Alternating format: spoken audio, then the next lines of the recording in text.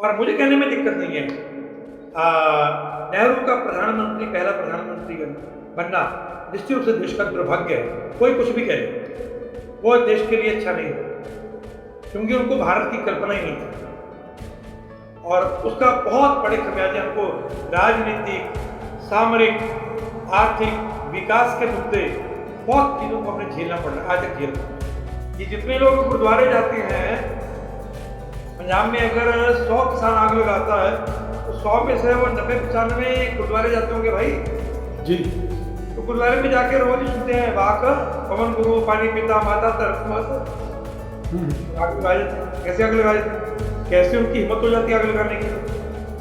तो आपकी वैल्यूज भी खत्म की है, आपकी स्पिरिचुअलिटी खत्म की है, आपकी जो आस्था है उसको कुछ भौतिक बना के रख दिया। जब इंडिया ने 67 में ग्रीन रेवोल्यूशन को अपनाना शुरू किया, उससे पहले रिचर्ड कार्सन की किताब द साइलेंट स्प्रिंग, वो किताब आ चुकी थी। पेस्टिसाइड्स बुरे असर डालते हैं, इस पर डिबेट शुरू हो चुकी थी। जब आप ग्रीन रेवोल्यूशन को बढ़ा रहे थे 70s में, अर्ली 70s में, तब तक पेस्टिसाइड्स, हर्बिसाइड्स, इन सभी के एडवर्स इफेक्ट की बहुत चर्चाएं, बहुत रिसर्च, बहुत डाटा वो आ चुका था, आपने उसको नहीं देखा। तो जो पेस्टिसाइड यूज वाले एरिया वाले बच्चे थे, उनकी डेवलपमेंट को जैसे किसी ने जकड़ लिया हो, अरेस्ट कर लिया। इसीलिए ग्रीन पीस की एक रिपोर्ट छपी थी, अरेस्टेड डेवलपमेंट, उसमें हम भी पार्टनर थे। उसमें यही था, उसमें बठिंडा का तलवंडी साबो एरिया वर्सेस आनंदपुर साहब ब्लॉक, नाम मात्रा का पेस्टिसाइड। तो ध्यान में आया कि बठिंडा के जो बच्चे थे वो तो बहुत चीजों में स्लो थे। वही बात वहां है, कंसंट्रेशन। मतलब जैसे मैं कहूँ कि एक सुई दे दें तो सुई में धागा डालना है। तो जो पेस्टिसाइड यूज करने वाले एरिया वाले बच्चे हैं, उनको बेटा 100 बार धागा डालना है सुई में, 100 बार डालना, 100 बार निकालना है, वो उतार जाएगा, उग जाएगा, वो नहीं उगेगा। ऐसे कई टेस्ट ऐसे।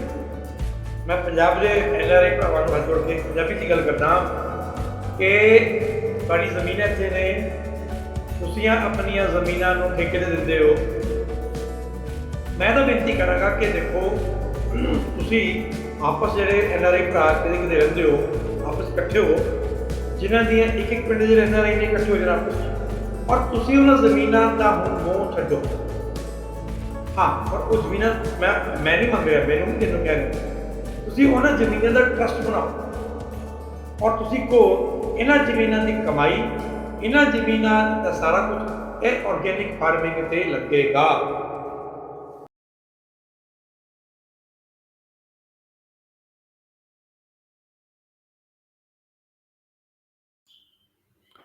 पवन गुरु पानी पिता माता तरत महत, 5 में से 3 एलिमेंट्स के साथ मानव जाति का क्या संबंध है, इसके बारे में श्री गुरु नानक देव जी ने इस श्लोक में जिक्र किया है।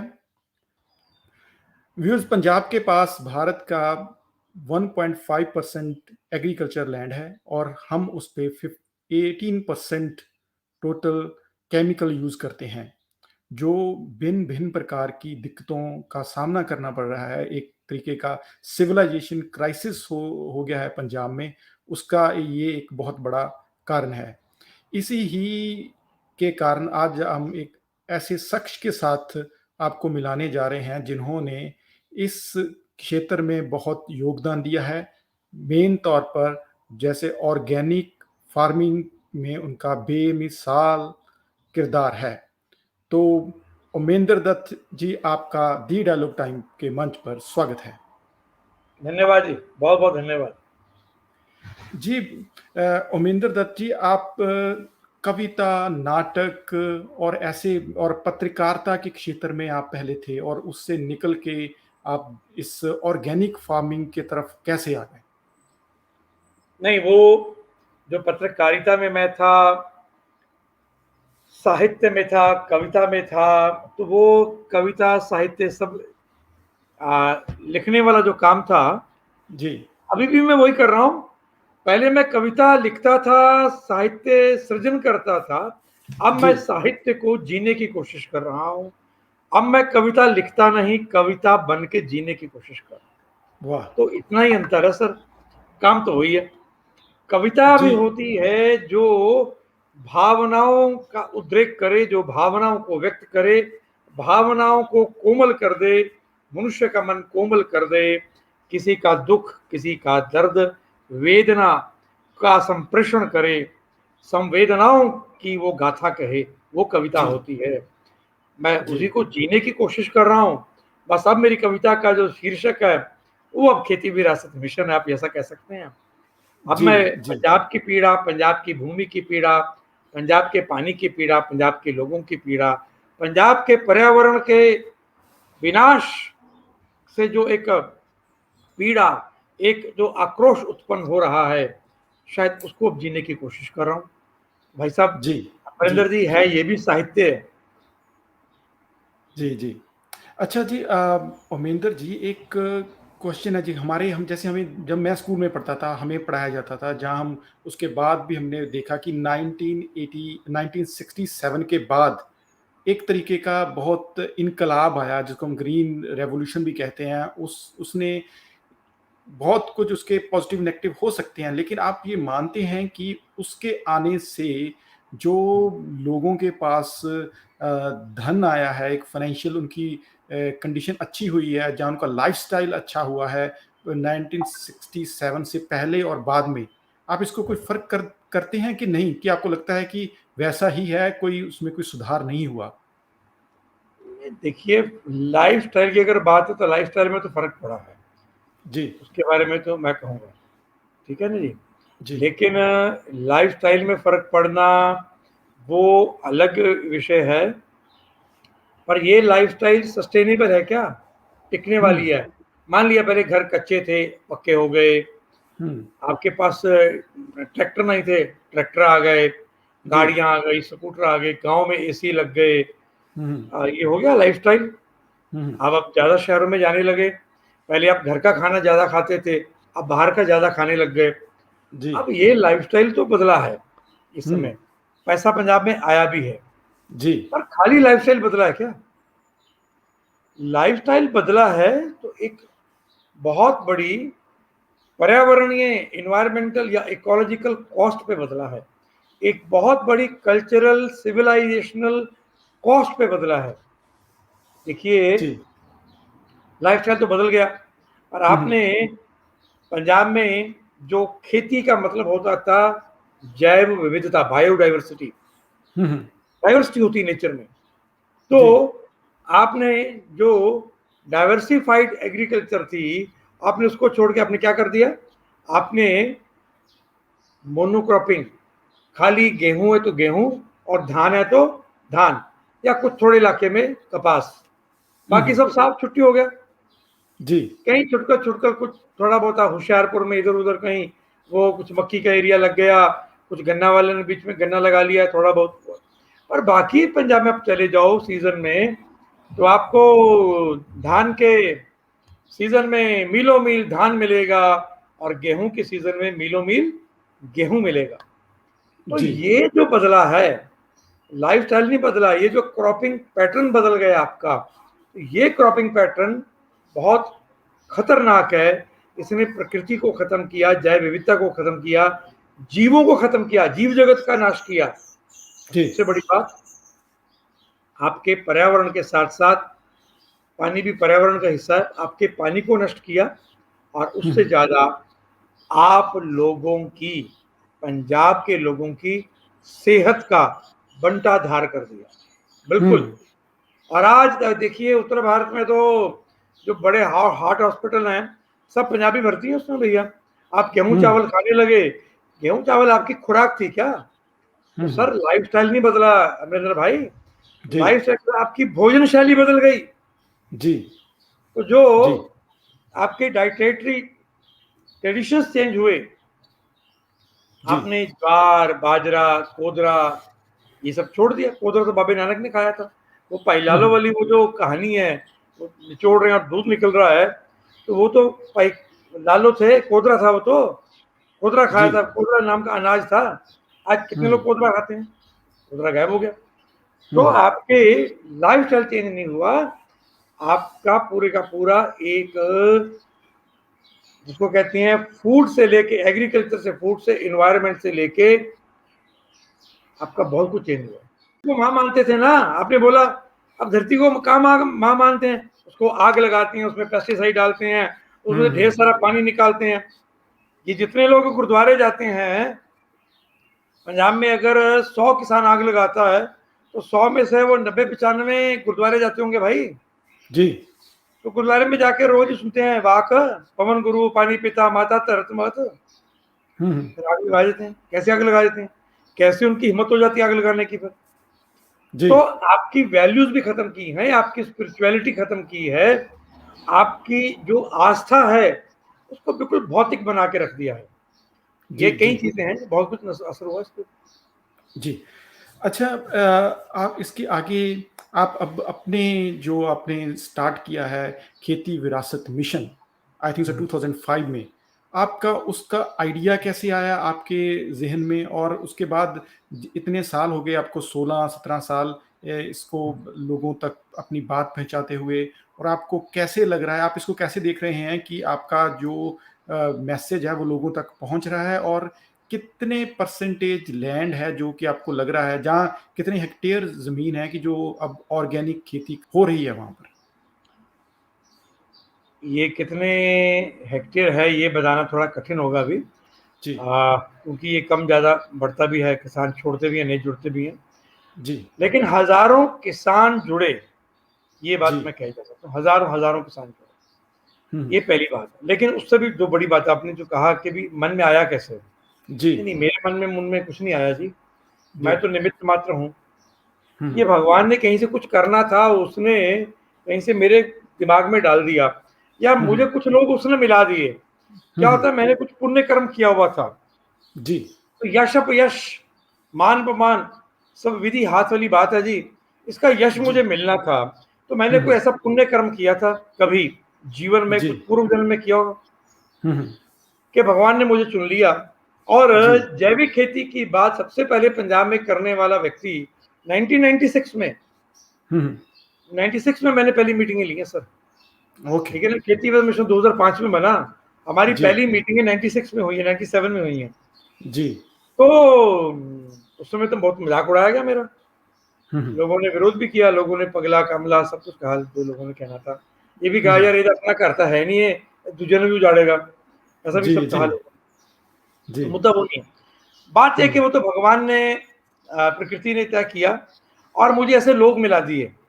हुँ, हुँ। वो अनुपम मिश्र मिले, फिर चाहे कुछ और ऐसे मैं नाम ले सकता हूँ बड़े बड़े, जिन लोगों का सामाजिक जीवन में बहुत प्रतिष्ठा थी, जिन लोगों से बहुत कुछ सीखने का मौका मिला, जिनसे मेरी मित्रता हो गई। फिर चाहे वो देवेंद्र शर्मा थे, वंदना शिवा थी, सुमन सहाय, राजेंद्र सिंह पानी वाले जिनको मैक्सेस अवार्ड मिला हुँ। है। अब मैं ऐसे बहुत नाम ले सकता हूँ, अनुपम जी का नाम तो पहले ले ही चुका हूँ। जी, जी। तो ऐसे तमाम लोगों के कारण फिर जिसको कहना चाहिए, मेरे सामने बहुत आदर्श लोग और भी थे, जिनको हुँ, मैं हुँ। आदर्श मानता था, जिनसे मैं सीखता था।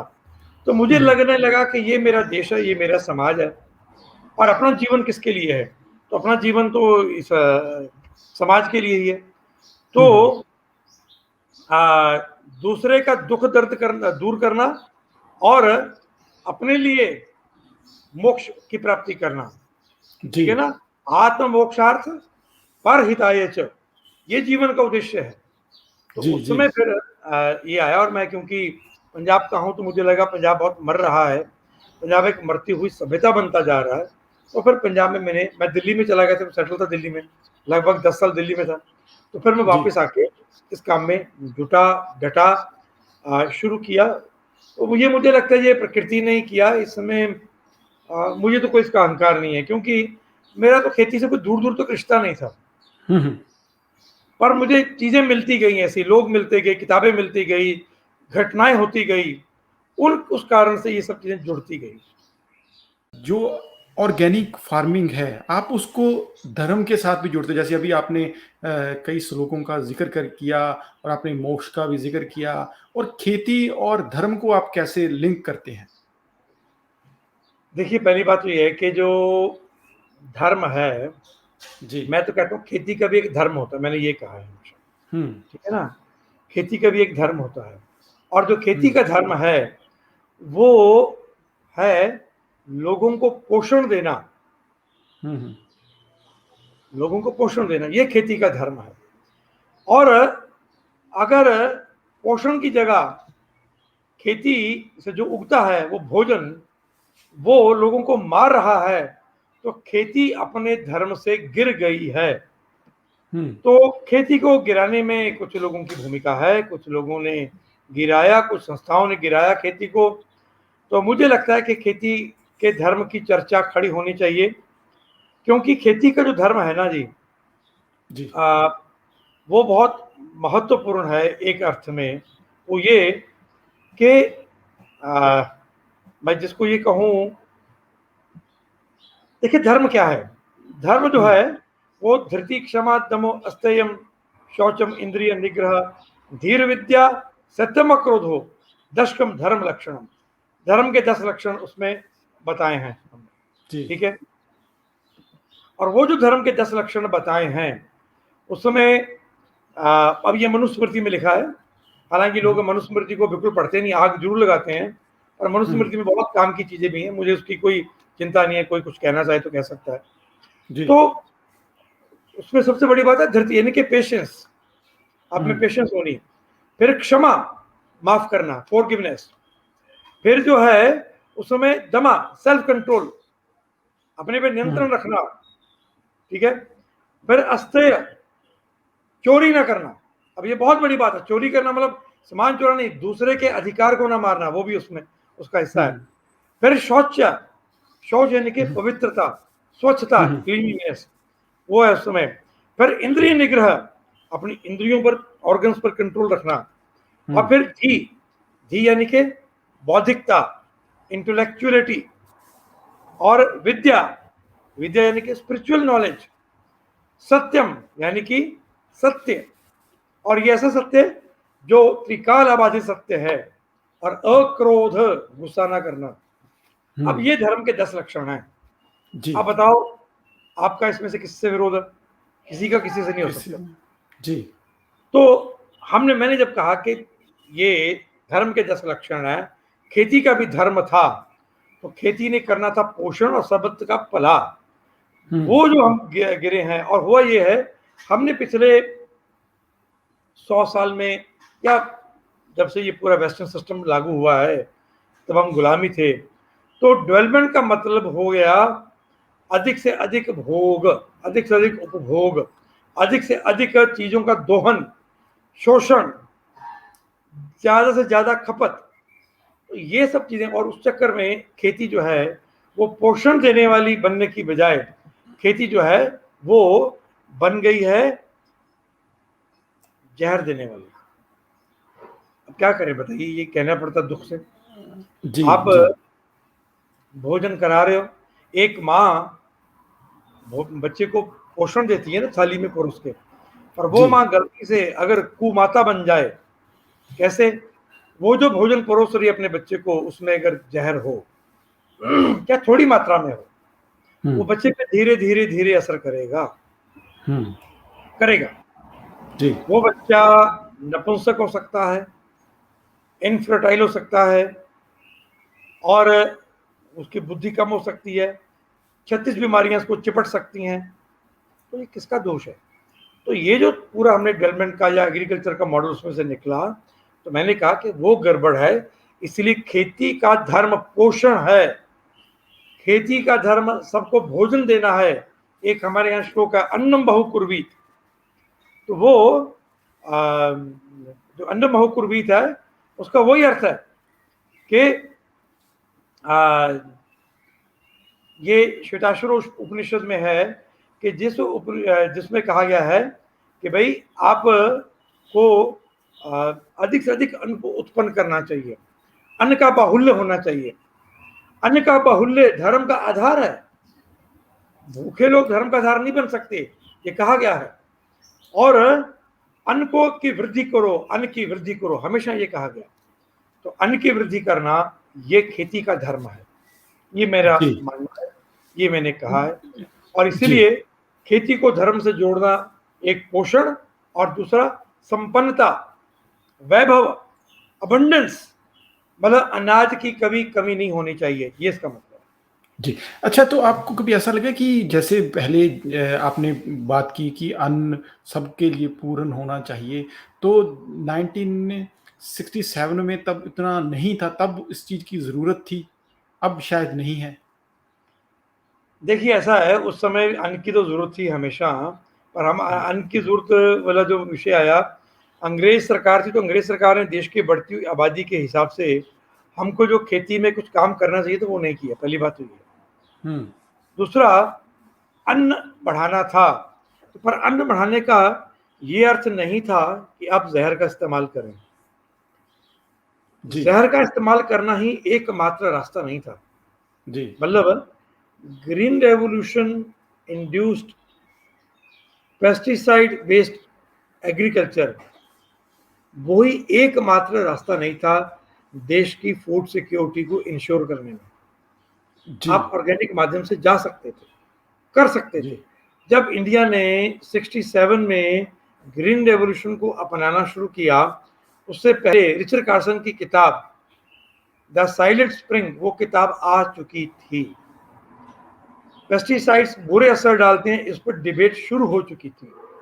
जब आप ग्रीन रेवोल्यूशन को बढ़ा रहे थे 70s में, अर्ली 70s में, तब तक पेस्टिसाइड्स, हर्बिसाइड्स, इन सभी के एडवर्स इम्पैक्ट की बहुत चर्चाएं, बहुत रिसर्च, बहुत डाटा वो आ चुका था।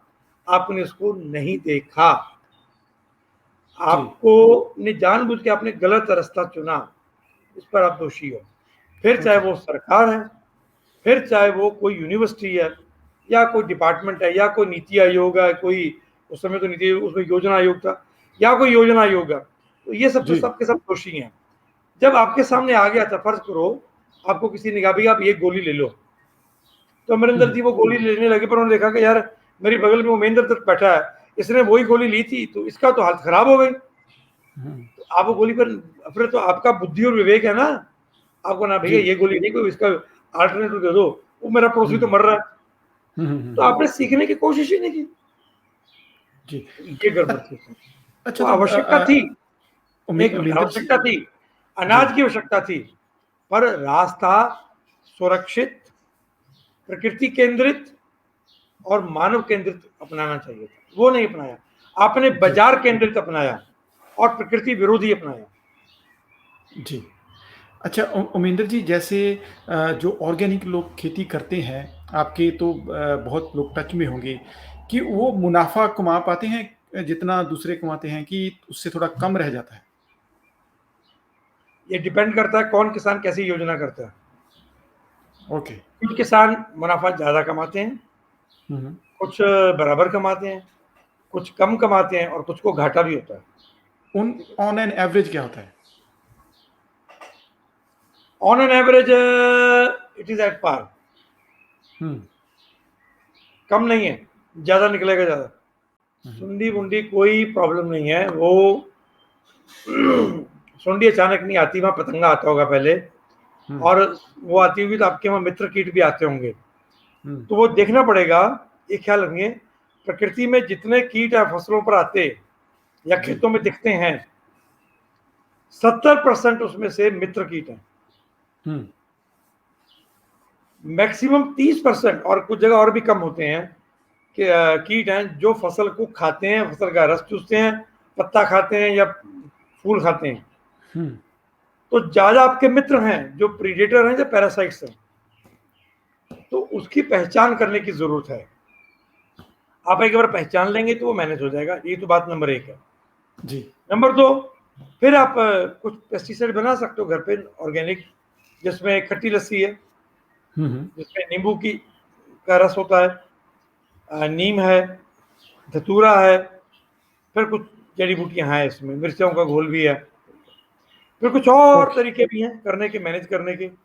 आप ओके। क्रॉप के साथ एक कंपेनियन क्रॉप लगाओ, कीड़ा आएगा तो कीड़े को वो फसल ज्यादा पसंद है, वो उसी पे रह जाएगा, आपकी फसल पे आएगा ही नहीं। फिर ट्रैप क्रॉप्स भी हैं, ऐसे जैसे ये भी ट्रैप क्रॉप भी बताया मैंने, और भी ट्रैप क्रॉप्स हैं, उनको लगाना। जी ये कुल मिला के ऐसा है जिसपे कीड़ा कोई मुद्दा नहीं है। अगर कोई कहे कि ऑर्गेनिक फार्मिंग में कीड़ा एक मुद्दा है तो वो गलत है, वो नहीं है। जी।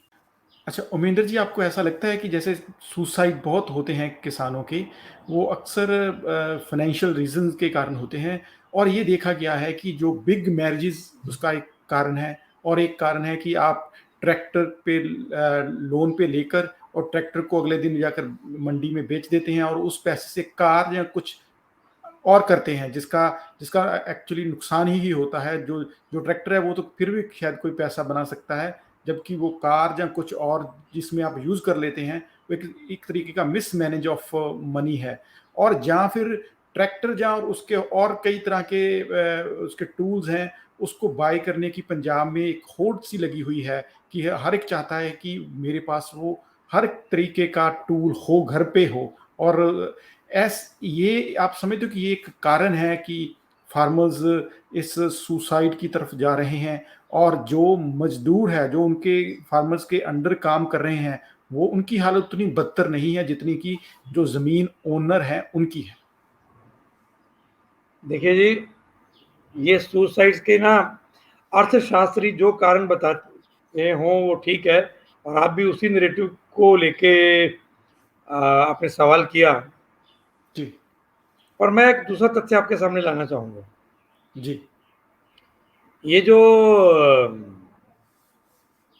पीएयू की स्टडी आई थी, जिसमें ऑल ओवर भी की है वो, जिसमें पंजाब में जो सुसाइड्स हैं ज़्यादा वो मालवा एरिया में है, जी और मालवा एरिया में भी उन जिलों में हैं मुक्तसर, बठिंडा, मानसा, संगरूर, बरनाला, जहाँ कपास वाला। ज़्यादा पेस्टिसाइड इस्तेमाल होता है।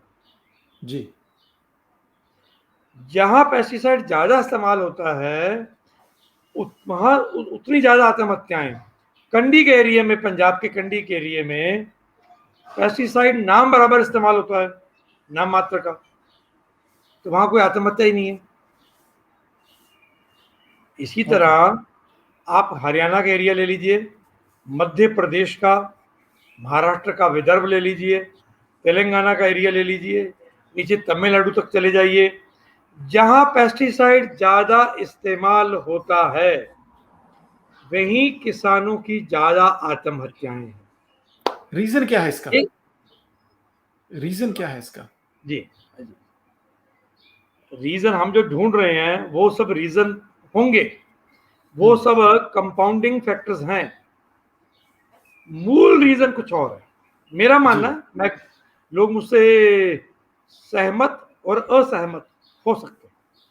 जी मेरा मानना है क्योंकि पेस्टिसाइड्स नर्वस सिस्टम को जाके इंपैक्ट करता है,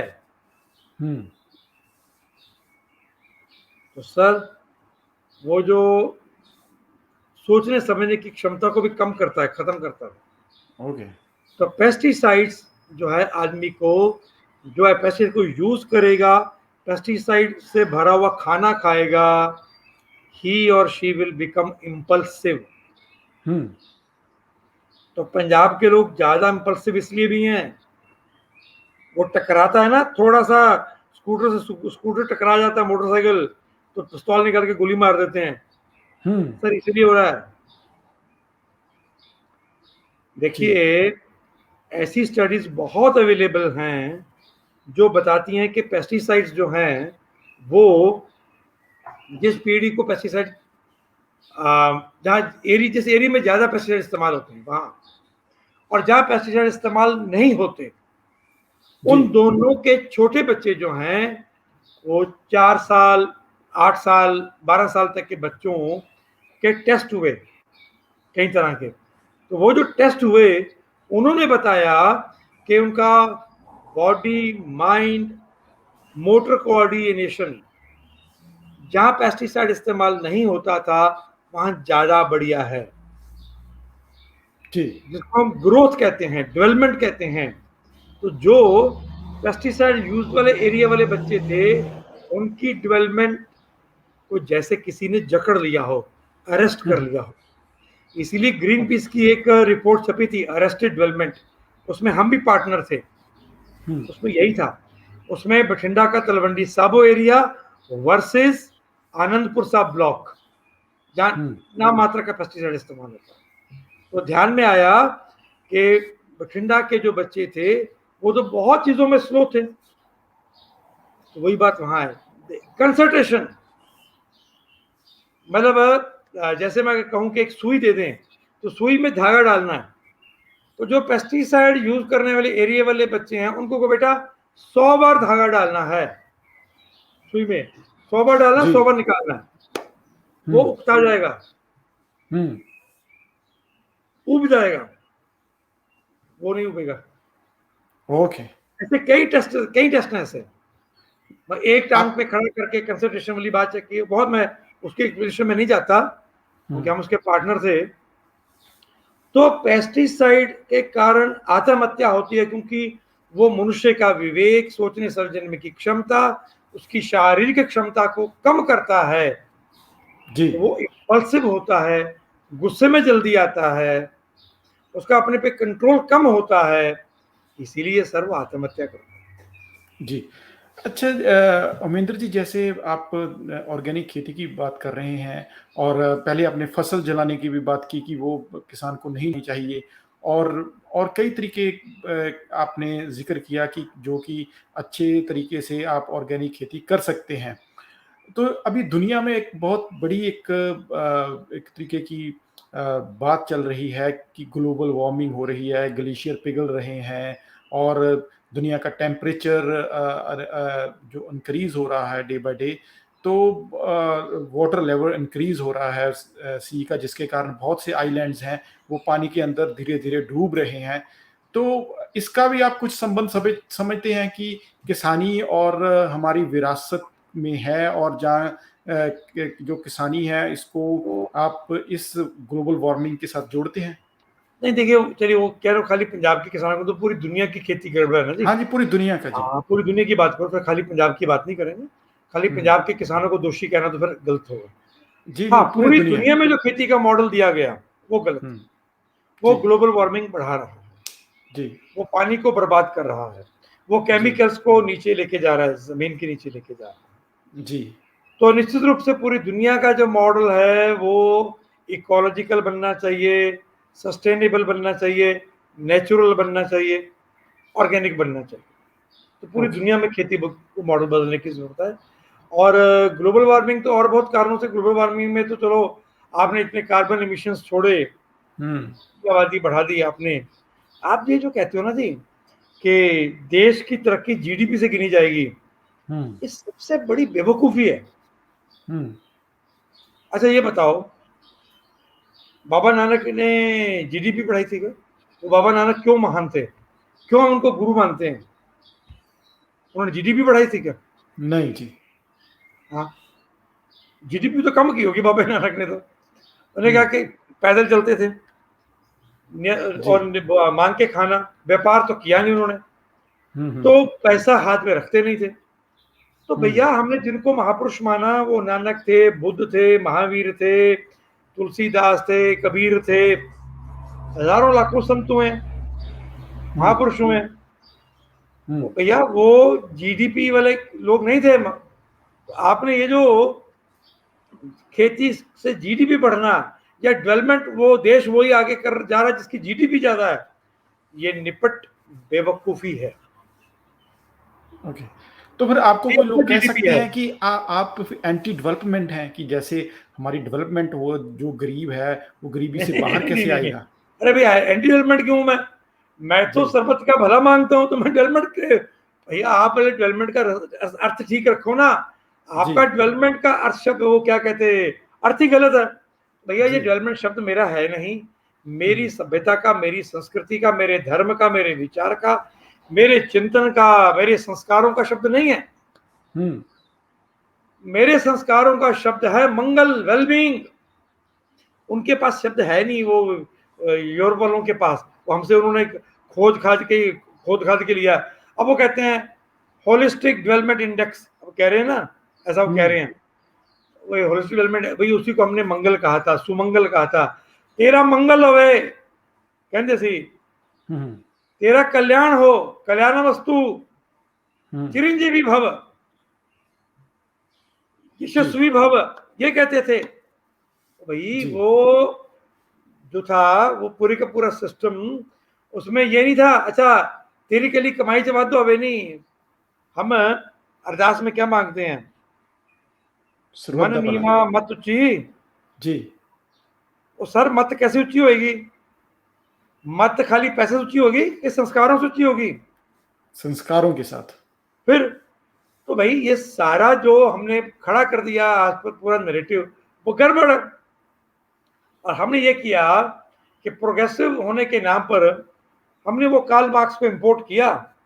पहले तो वो यूरोप वालों के पल्ले नहीं था, और वो सब जो ये जो पूरी की पूरी सत्ता थी, ब्रिटिश सत्ता थी, वो चर्च की दृष्टि से चलती थी, तो वो उनको हम्म, कभी भारत समझ में नहीं आया। और क्रिश्चियनिटी में तो ये सारी जो प्रकृति है, ये तो पाप की सृष्टि है। हम्म, वो आदम ने वो खा लिया था ना फल यार, जी, तो जी, उसके जी, कारण हाँ, स्टोरी सजा में मिली। मालूम। इसीलिए जी, उसको कहो कि जाओ ये सब तो किसी में पवित्रता नहीं मानते वो, तो पूरे उनके हम्म, थॉट में नहीं, फिलॉसफी में नहीं है। हम्म, हमारे यहाँ हर चीज में भगवान है भाई। हम्म, पत्थर में भगवान है, भगवान नदी में भगवान है, पेड़ में भगवान है, हर चीज में ब्रह्म है। हम्म, हम हर चीज में ब्रह्म देखते हैं, जी, कण कण में ईश्वर को देखते हैं। ठीक है ना? वो नानक की ने जो आरती गाई थी, वो आरती समझो ना, क्या है वो आरती? हर जगह उन्होंने ब्रह्म को देखा। तो जी, वो जो अंग्रेजों का राज रहा, वो थ्योक्रेटिक पूरे का पूरा राज था। और उसके बाद फिर देश में धीरे धीरे मार्क्सवाद का प्रभाव पड़ा उसका। तो हमने जो ये थियरी चला दी सारी की सारी, वो थियरीज ऐसी थी जो घोर भौतिक थी। और हमने जो विज्ञान यूरोप से आया, वो जो विज्ञान है जो आपके यहाँ सदियों से रहा, टाइम टेस्टेड है, वो विज्ञान ही नहीं है। आजकल पंजाब में कुछ तर्कशील लोग और मतलब ये सब मार्क्सवादी लोग हैं, तो ये सब तर्कशील लोग हैं, वो वैज्ञानिक खेती वर्सेस कुदरती खेती की बहस खड़ी कर रहे हैं। जी, और उसमें जो केमिकल खेती है वो तो वैज्ञानिक है, और जो केमिकल को छोड़ने की बात करती हैं वो अवैज्ञानिक है। तो अब जब ऐसी बात चलेगी, अब हमको लोग लिखेंगे कि आप अगर बात करेंगे कि गोमूत्र और गोबर से खेती हो सकती है, वो हम्म, प्रमाणित है, उसकी रिसर्च हुई है, तो जी, आपको कोई लिखेगा गोमूतवादी, ऐसा लोग लिखेंगे, मजाक हम्म, उड़ाएंगे आप, तो आप क्या करोगे उनका? तो दुर्भाग्य ये है कि ये पूरे का पूरा जो पैराडाइम है, ये जिन लोगों ने गढ़ा, मुझे लगा now it is a time कि अब समय आ गया है गलत को गलत कहना पड़ेगा। जी, अब मुझे लगता है कि समय आ गया है हमें कहना पड़ेगा कि ये जो थियोक्रेटिक मार्क्सिस्ट जो चिंतन था, वो बहुत बड़ा दोषी है दुनिया को डिरेल करने में। और जी, जो है ये जो पूरा कैपिटलिज्म था, वो कैपिटलिज्म क्रिश्चियनिटी के उसमें से निकला कि अब सब पूरी दुनिया को कब्जा कर लो। उसमें से इसलिए वो पोप ने कहा था ना, पोपल बुल थी ना, पूरी दुनिया पे जाके राज करो। ये जगह जगह थे ना, आपको ध्यान होगा, वो जी, प्राधान्य देते थे। और ये ऐसे आया। तो भैया ये दुनिया का बेड़ा गर्क उन्होंने किया है, मैं ये कहूंगा। डेवलपमेंट का ओके, पूरा मॉडल वहीं से आया है। वो हमारी यूनिवर्सिटियों में छाए, वो हमारे सब जगह बुद्धिजीवी उनको कहा, पत्रकार वो हैं, दूसरे को तो पत्रकार ही नहीं मानते। नहीं, अगर कौन आप किसकी बात कर रहे हैं आप? कैपिटलिस्ट वालों की बात कर रहे हैं कि दोनों मार्क्सिस्ट की की बात? दोनों ही ऐसे हैं ना जी। नहीं, या पर आप जब मैं फ्री पर जैसे मार्केट मैं वाले कैप हैं, नहीं, जैसे या तो आप कैपिटलिस्ट। टोटली फ्री मार्केट वाले हैं तो आप इंटेलेक्चुअल हैं, ठीक है ना? और या आप टोटली स्टेट कंट्रोल है तो इंटेलेक्चुअल है। कोई जी, आदमी कहे नहीं भैया ये कोई समन्वय भी होता है, राज्य के अपने अधिकार रहेंगे, लोगों के अपने अधिकार रहेंगे, एक समन्वय है, एक संतुलन है, एक समुचता है, एक एकात्मता है, जी, उसकी बात। अच्छा उसको तो लोग कहते हैं जी पोंगा पंडित है। ऐसा कुछ दुर्भाग्य हुआ है। इसलिए मेरी अब हम थोड़ी बात से बाहर चले गए, मुझे लगता है लेकिन ये डिबेट का हिस्सा होना चाहिए। जी। ये अच्छा, डिबेट की करनी हम चाहिए। हम बात से बाहर चले गए, लेकिन अब बात बड़ी इंटरेस्टिंग है। आपने एक नया चीज़ बताई कि जो कैपिटलिज़्म है और दूसरा मार्क्सिज़्म है, उसके मार्क्सिज्म। बीच का भी रास्ता है। तो आप थोड़ा-सा 1-2 लाइन जब डिस्क्राइब करोगे कि वो रास्ता नहीं, इकोनॉमिकली इसमें कैसे पहली हो? बात तो ये है, ऐसा नहीं है कि बीच का रास्ता के थोड़े उसके ले लिए, थोड़े उसके पकड़ लिए और कोई जी, तीसरा को बीच का रास्ता बन गया। ये थोड़ा जी। बीच वाला अगर मैंने भी कहा है तो वो मैंने मेरा मतलब नहीं था। एक हुँ। तीसरा रास्ता है, अच्छा, वो तीसरा जिसमें इन रास्ता बता दोनों दें। के थोड़े-थोड़े अंश हो सकते हैं, हुँ। पर उसके अपने भी अंश होंगे, आप समझ लीजिए। जी, जब बीच का रास्ता कहते हैं, तो उसका मतलब है उसके पास अपना कुछ नहीं है। उसने आधा इधर हुँ। से लिया, आधा इधर से लिया तो मिला के वो बन गया बीच वाला। वो नहीं मैं कह जी, रहा, वो जी, बिल्कुल नहीं कह रहा। जी। तो हाँ, आप मैं ये तीसरा कह रहा हूँ, रास्ता बता दें कि तीसरा तीसरा रास्ता रास्ता क्या ऐसा है? होगा जिसमें कुछ अंश जो मार्क्सिस्ट चिंतन है उसके भी होंगे, उसमें भी कई अच्छी चीजें हैं, उनसे भी जी, लेंगे। वो जो जी। कैपिटलिज्म वाली बात जो कर रहे थे उसमें भी कुछ चीजें हैं जो उनको अपना अपनाया जाना चाहिए। चीन ने जी, अपनाया ही है ना जी, चीन ने अपनाया। जी, और भारत के एब्सोल्यूट जी, बड़े जो मार्क्सिस्ट थे, उन्होंने बाद में अपनाया ही है, उसमें कोई बड़ी बात नहीं थी। तो उसमें भी जी, कुछ चीजों को अपनाना पड़ेगा। हुँ, लेकिन जो तीसरा रास्ता मैं कह रहा हूं, जिसमें अध्यात्म का रोल होगा, जिसमें जी, वैल्यूज का रोल होगा, और जिसमें ये जो पूंजी है, कैपिटल है, ये किसके नियंत्रण में होगी? कालाओं की बात होगी और टोटल डिसेंट्रलाइजेशन की बात होगी। देखिए, ओके, मार्क्सवादी चिंतन है या जी, कैपिटलिस्ट चिंतन है, दोनों सेंट्रलाइजेशन करते हैं, हुँ, दोनों घोर सेंट्रलाइजेशन करते हैं, जबकि दुनिया डिसेंट्रलाइज्ड है भाई। हुँ, अरे यार, फसल उगती है, पेड़ उगते हैं, नदियां नदियां चलती हैं, तो कोई कंट्रोल करके बैठा है। एक नदी को बड़ी, फर्ज करो कि बड़ी गंगा नदी है, वो सब नदियों को आदेश देती है नदी चल, तो नदी चल पड़ी। ऐसा होता है क्या? अरे भाई, सब नहीं, नदियां चल रही हैं, छोटे छोटे नाले चल रहे हैं, सब वृक्ष उग रहे हैं, छोटे पौधे पौधे सब अपनी तरफ से उग रहे हैं। ऐसा ही होता है भैया, टोटल डिसेंट्रलाइजेशन होनी चाहिए। तो जी, गांव स्वराज्य, भारत के अंदर जो ग्राम गणराज्य का कंसेप्ट था, जिसको कौटिल्य शास्त्र ने भी, कौटिल्य अर्थनीति ने भी बात की, जिसके ऊपर, हुँ, जिसके बारे में महाभारत के समय में चर्चाएं हैं और कई ग्रंथ हैं। तो जी, ग्राम गणराज्य, रिपब्लिक, विलेज रिपब्लिक, एक गांव अपने आप में पूरा रिपब्लिक होना चाहिए। जी, वो उसका अपना टैक्सेशन सिस्टम होना चाहिए, अपनी सुरक्षा होनी चाहिए, अपना पानी का प्रबंध होना चाहिए, अपना अनाज होना चाहिए, अपना वैद होना चाहिए, अपनी शिक्षा होनी चाहिए, अपना लोहार होना चाहिए, अपना कुम्हार होना चाहिए, अपना बढ़ई होना चाहिए, तमाम तरह की। इसलिए एक गांव को बांधने में 32 जातियां, कोई 26 जातियां कहता है, कोई और ज्यादा जातियों की बात करता है, उस जातियों की बात होती थी। तो वो सभी जातियां जो थी ना सर, वो जातियां रिजर्वेशन के लिए नहीं थी, वो लड़ने जी, भिड़ने के लिए नहीं थी भाई, छुआछूत के लिए नहीं थी, सुपर स्पेशलाइजेशन के लिए थी, सुपर एक्सपर्टाइज के लिए थी वो जातियां। जी, तो वो तो आपने तोड़ फोड़ कर दी। अब इसका चुटकुला ये ना कि हमने, ये जो लोग हैं इनको तो एक चमार शब्द कह के, चर्मकार, ऐसा कि चमड़े को जो आकार देता है, चर्माकार कह के उनको तो नकार दिया। और हम यूनिवर्सिटियों में, कॉलेजेस में या वैसे लेदर टेक्नोलॉजी इंस्टीट्यूट बना रहे हैं भाई, बी जी, tech M tech leather technology के बना चला रहे हैं ना, हुँ, उसके ऊपर डिजाइनिंग की जी, कोर्स चला रहे हैं। ऐसे ही जगह जगह खड्डियों वाले लोग थे, गांव गांव में थे, जो खड्डियों पे जी, कपड़ा बनाते थे, जी, धागा बुनते थे, कतइये थे, आपने उनको तो कर दिया बर्बाद। और अब जगह जगह आप टेक्सटाइल इंजीनियरिंग के इंस्टीट्यूट बना रहे हो, वो सब डिजाइनर थे, अब आप नेशनल इंस्टीट्यूट डिजाइन बना रहे हो। तो भैया, जो ट्रेडिशनल नॉलेज सिस्टम गांव में था, आपने उसको तबाह किया, तहस नहस किया। अंग्रेजों ने किया, मुगलों ने उससे पहले किया था, और मुगल ज्यादा नहीं कर पाए, अंग्रेजों ने बहुत सोच समझ के किया। तो उन्होंने जी, कहा यार देखिए, ये लोग यहाँ कोई भी कब्जा कर लेता है, ये गांव तो इनका इंटैक्ट रहता है, तो गांव की शिक्षा पद्धति अपनी है, तो गांव के गुरुकुल सारे समाप्त किए उन्होंने।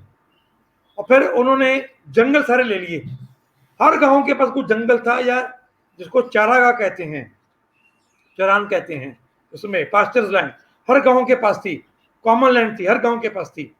तो अंग्रेजों ने जंगल सारे ले लिए। अब गांव के जंगल नहीं रहे, कहीं कहीं झगड़ा वगड़ा करके थोड़े बहुत ही देश में बचे इक्का दुक्का। जी, जंगल सरकार के हो गए, अंग्रेजों के हो गए, क्योंकि जंगल एक बहुत बड़ा रिसोर्स था उस समय। जी, तो वो सब कब्जा होगा। नदियां जो हैं वो नदियों पे सरकार का कब्जा होगा, डैम बनाने लगे। ये तो सरकार का कब्जा नहीं था, राजा भी डैम बनाता था तो लोगों को विश्वास में लेता था। ऐसा नहीं है कि सरकार को, दिल्ली में बैठे सरकार को, किसी प्लानिंग कमीशन को, किसी नीति आयोग को दिमाग में फुरना आ गया और उसने कहा जाओ डैम बनाओ। ऐसा नहीं होता था भाई, लोगों से बातचीत की जाती थी, अलग तरह की चीज थी। तो जी, टोटल डिसेंट्रलाइजेशन वही हल है। हर गांव अगर जी, अपने लिए उगाए, हर गांव को सक्षम बनाए, तो हो सकता है। फिर कुछ चीजों की आदान प्रदान होती रहेगी। मेरे को काली मिर्च चाहिए, मेरे यहाँ काली मिर्च नहीं हो सकती, मैं दक्षिण से मंगाऊंगा। मुझे राजमा खाने हैं, राजमा मेरे पंजाब में जैतों में नहीं उग सकते, तो मैं उत्तराखंड से, हिमाचल से, जम्मू कश्मीर से मंगाऊंगा। केसर मंगाना है तो कश्मीर से मंगाऊंगा। जो कुछ ऐसा है वो होता रहेगा आपस में। बट डिसेंट्रलाइज्ड सिस्टम तो खड़ा होना चाहिए। देखिए, ये जो आपने पूछा तीसरा रास्ता, थर्ड वे, ये जो थर्ड वे है, एक तो गरीब परस्त होना चाहिए, गरीब के पक्ष का होना चाहिए, नंबर एक। ये कॉर्पोरेट कंट्रोल से मुक्त भी होना चाहिए, ये भी मैं साफ कहता हूं। ऐसा नहीं है जो थर्ड वे है वो कोई कॉर्पोरेटाइजेशन वाला है, उससे भी मुक्त होना चाहिए। और किसने कितना कमाना है इस पर कुछ थोड़ा आना चाहिए, एक लाइन खींचनी पड़ेगी कहीं ना कहीं आपको। आप अंधाधुंध ऐसा नहीं कर सकते उस समय। और ये प्रकृति केंद्रित होना चाहिए, मानव केंद्रित होना चाहिए। और इसमें वैल्यूज, जिसको हम कदरा कीमता कहते हैं, जीवन मूल्य कहते हैं, और आध्यात्म, स्पिरिचुअलिटी, उसकी बात भी आनी चाहिए। तो ये जी, ऐसा सिस्टम होगा जिसमें अर्थ जो है, अर्थ स्टेट या इंसान की अनलेस डिजायर्स वो डिक्टेट नहीं करेंगी, धर्म डिक्टेट करेगा अर्थ को कहां तक जाना है। जी, तो धर्म जो है, धर्म यानी कि ड्यूटी, धर्म पूजा पाठ वाला धर्म नहीं, कोई हिंदू सिख ईसाई इस्लाम धर्म नहीं। धर्म यानी कि duties, eternal duties, eternal values. वो जो धर्म है वो डिक्टेट करेगा कि आर्थिक नीतियां क्या हो। तो जी, भारत के बारे में देखिए, महात्मा गांधी जी से मेरे भी बहुत मतभेद हैं, उनके पॉलिटिकल विचारों को लेकर बहुत मतभेद है। लेकिन महात्मा गांधी ने जो विलेज रिपब्लिक की बात की थी, नेहरू जी को जो पत्र लिखा था कि तुम गांव को शक्ति दो, तो नेहरू जी ने जो सबसे बड़ी गलती की, और मुझे कहने में दिक्कत नहीं है, नेहरू का प्रधानमंत्री, पहला प्रधानमंत्री बनना निश्चित रूप से देश का दुर्भाग्य है, कोई कुछ भी कह ले, वो देश के लिए अच्छा नहीं हुआ, क्योंकि उनको भारत की कल्पना ही नहीं थी। और उसका बहुत बड़े खमियाजे हमको राजनीतिक, सामरिक, आर्थिक, विकास के मुद्दे, बहुत चीजों को अपने झेलना पड़ रहा है, आज तक झेल रहे हैं। जी, जी, जी, तो मुझे ऐसा लगता है कि ये जो गांधी जी की जो बात थी, उस बात को कहीं ने खड़े करना चाहिए था, जिसको विनोबा भावे कहते रहे, जिसको जेपी ने कहा, जिसके ऊपर जो है बाद में और जो ये आचार्य कृपलानी ने जो उस पर बात की, और जेसी कुमारप्पा, मैं नाम लूंगा, जेसी कुमारप्पा तो पहले कमीशन के थे ना, शुरू शुरू में आए, क्यों जी, छोड़ के चले गए थे। तो मुझे लगता है अपने को सोचना चाहिए, वो रास्ता था उस समय। और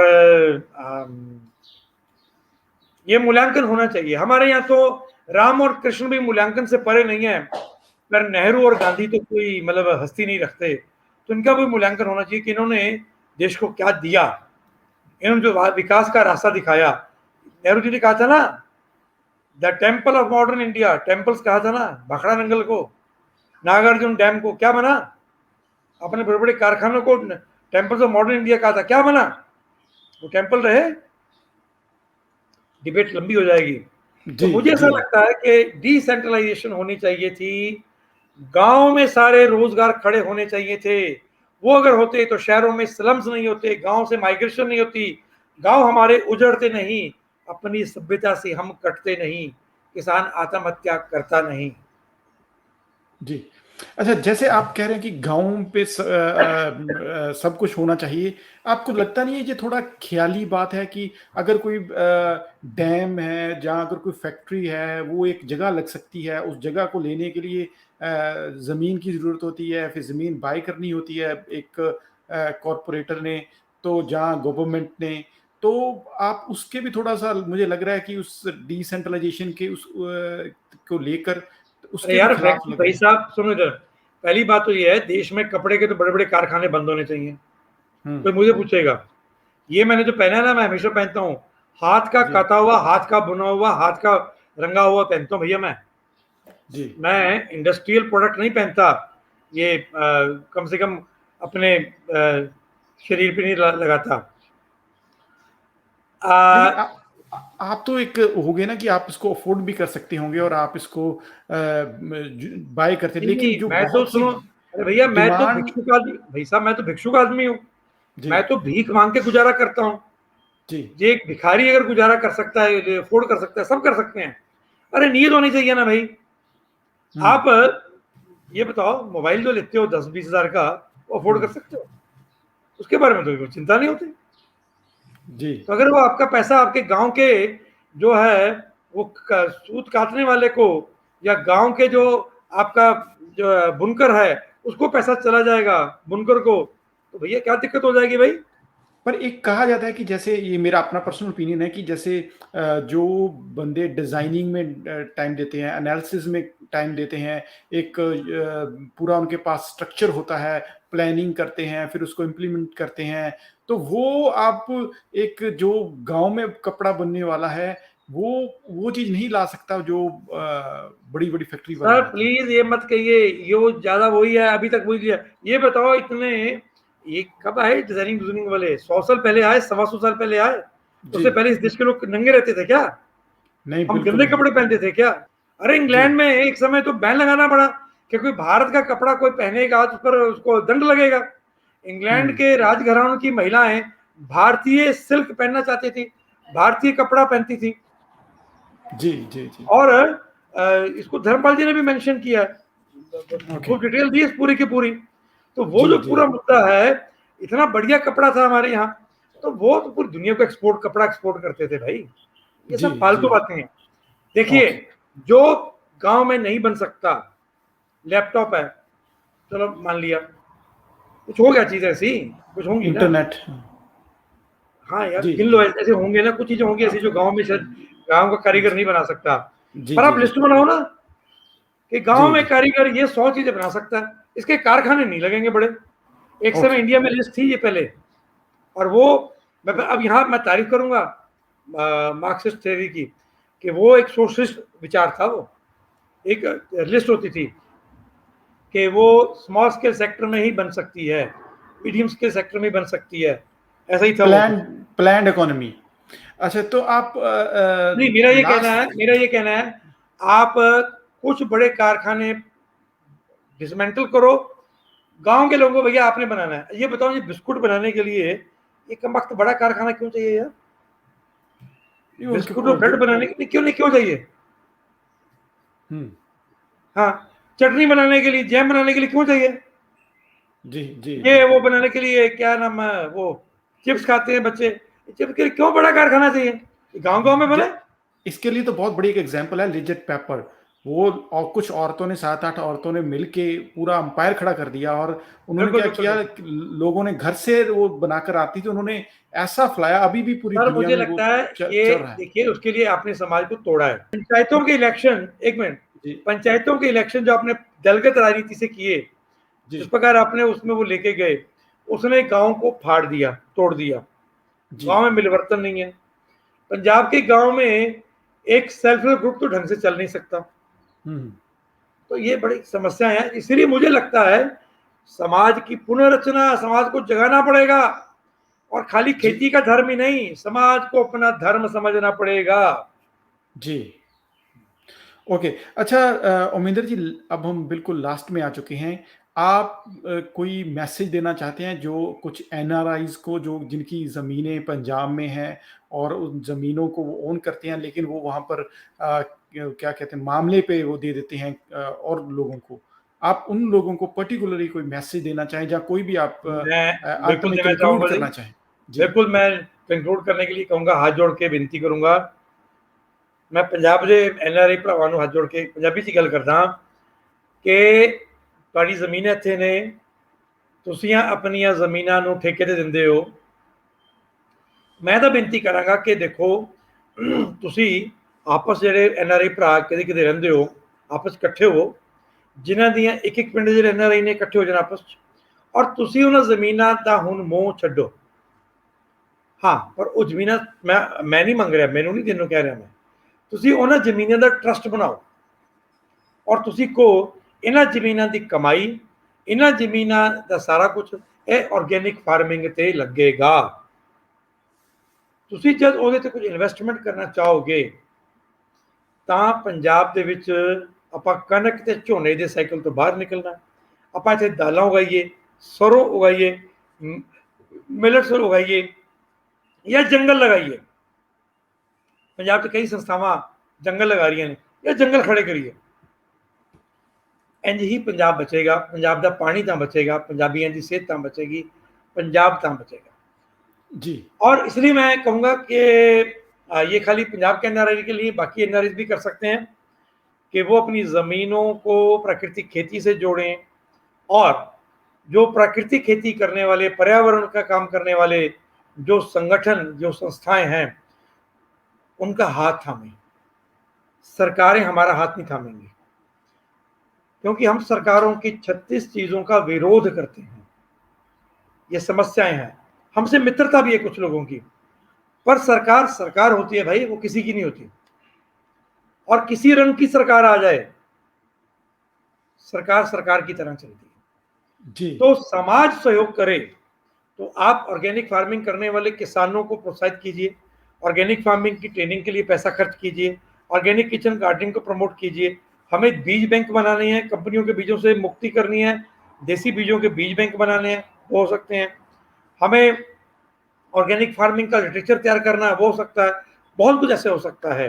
उस काम के लिए आप अगर हमारे हाथ थामते हैं तो आप लोगों की कृपा होगी, नहीं तो हम तो जैसे क्या बिना रथ के पैदल सेना के नाते वो लड़ते रहेंगे, क्योंकि ये हमारा देश है, हमारा समाज है, उसके लिए लड़ना हमारा फर्ज है, हम करेंगे। आपका सहयोग मिलेगा तो आपका बहुत धन्यवाद, नहीं भी सहयोग करेंगे तो भी धन्यवाद। जी। जी, व्यूअर्स, ये थे ओमेंदर दत्त जी, खेती विरासत मिशन से, जिन्होंने बहुत ही खूबसूरत तरीके से जो एक किसान का धर्म है और ऑर्गेनिक खेती की तरफ कैसे जाना चाहिए, और खेती के जो ऑर्गेनिक खेती है उसके फ़ायदे, और जो जो पेस्टिसाइड्स हैं उसके जो बहुत बड़े बुरे परिणाम हैं हमारे ऊपर आते हैं, और भिन्न-भिन्न प्रकार की बीमारियाँ जिससे लगी हैं, और कई दिक्कतों का सामना पंजाब कर रहा है, एक सिविलाइजेशन क्राइसिस की तरफ बढ़ रहा है, उसका बहुत ही खूबसूरती से उन्होंने मूल्यांकन किया। मैं ओमेंदर दत्त जी, आपका दी डायलॉग टाइम के मंच पे आने पे धन्यवाद करता हूँ। जी, धन्यवाद।